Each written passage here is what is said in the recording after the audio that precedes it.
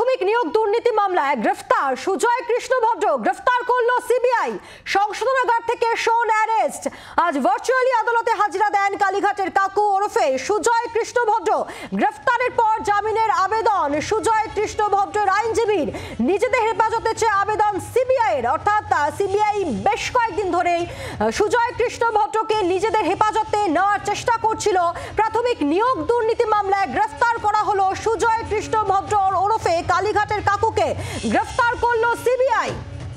এই মুহূর্তের বড় খবর আপনাদেরকে জানাচ্ছি, প্রাথমিক নিয়োগ দুর্নীতি মামলায় গ্রেফতার করা হলো সুজয় কৃষ্ণ ভদ্রকে। গ্রেফতার করলো সিবিআই। সংশোধনাগার থেকে শোন অ্যারেস্ট। আজ ভার্চুয়ালি আদালতে হাজিরা দেন কালীঘাটের কাকু ওরফে সুজয় কৃষ্ণ ভদ্র। গ্রেফতারের পর জামিনের আবেদন করেন সুজয় কৃষ্ণ ভদ্রের আইনজীবী।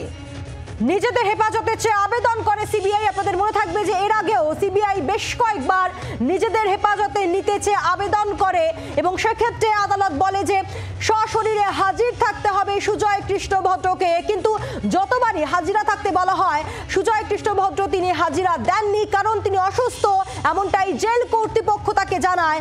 এরপর এই মুহূর্তে যে বড় আপডেট আপনাদেরকে জানাচ্ছি যে সিবিআই গ্রেফতার করলো সুজয় কৃষ্ণ ভদ্রকে। প্রাথমিক নিয়োগে দুর্নীতি মামলায় গ্রেফতার করা হলো সুজয় কৃষ্ণ ভদ্রকে।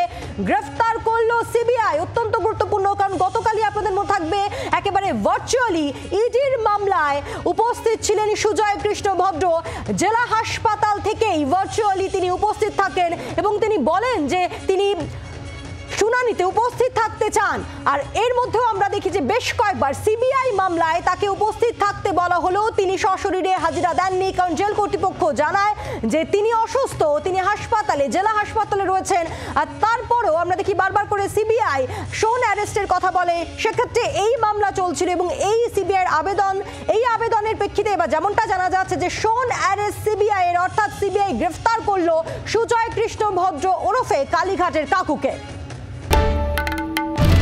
বাংলার আওয়াজ, বাঙালির আবেগ, জি 24 ঘন্টা।